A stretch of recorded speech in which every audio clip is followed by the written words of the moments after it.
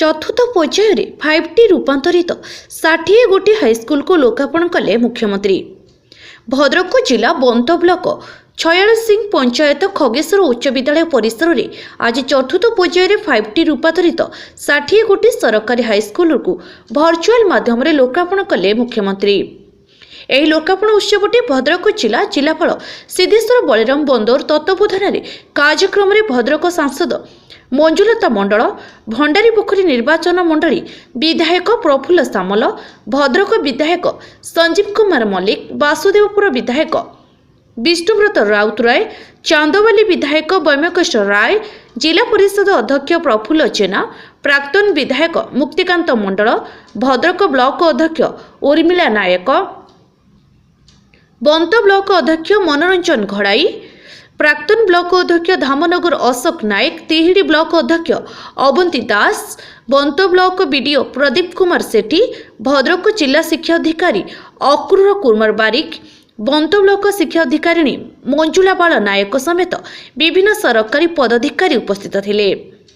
विद्यालय 5T रूपांतरित हेबा परे स्मार्ट क्लासरूम, कंप्यूटर रूम, उन्नत मानर शौचालय, विशुद्ध पानीय जल समेत विभिन्न सुविधा मान उपलब्ध अच्छी। एही विद्यालय रे एहा द्वारा विद्यालय मान वृद्धि हेबा सहित पिला विद्यालय रे पढ़िबा पई आकर्षित हेबे। एही कार्यक्रम रे विभिन्न विद्यालय छात्र छात्री, शिक्षक शिक्षयित्री और अभिभावक उपस्थित थिले। किंतु आमर माननीय मुख्यमंत्री एवं आमर पांड्यान सार आम सब पूरण कर आगर आमर भल विद्यालय नाला आम प्राइवेट स्कूल देखिए बहुत खुशी होती एभली विद्यालय कि आमर ना कि आम विद्यालय भी बहुत उन्नत हो पारी। उन्नत मानर शिक्षा आम उपलब्ध होमें जहाँ भल भाव उपयोग करने को चेष्टा करूँ।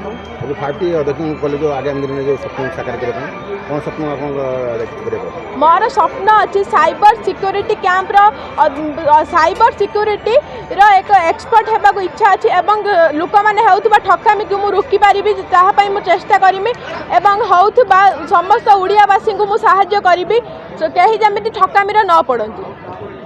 धन्यवाद। 282 स्कूल लोकार्पण होती छात्र छात्री बौद्धिक विकास निश्चित रूपे जो परिवेश अच्छी पूरा चेंज है। Smart classroom, library, laboratory, toilet, drinking water जो महत्वपूर्ण सब जिनस रोचे शिक्षार ये पाई तो सेटा कंप्लीट होती पिला मानकर पाठ पढ़ा उपर यार बहुत पॉजिटिव इंपैक्ट देखा मिले। भद्रक जिला रमेश चंद्र पति रिपोर्ट, गूगल न्यूज।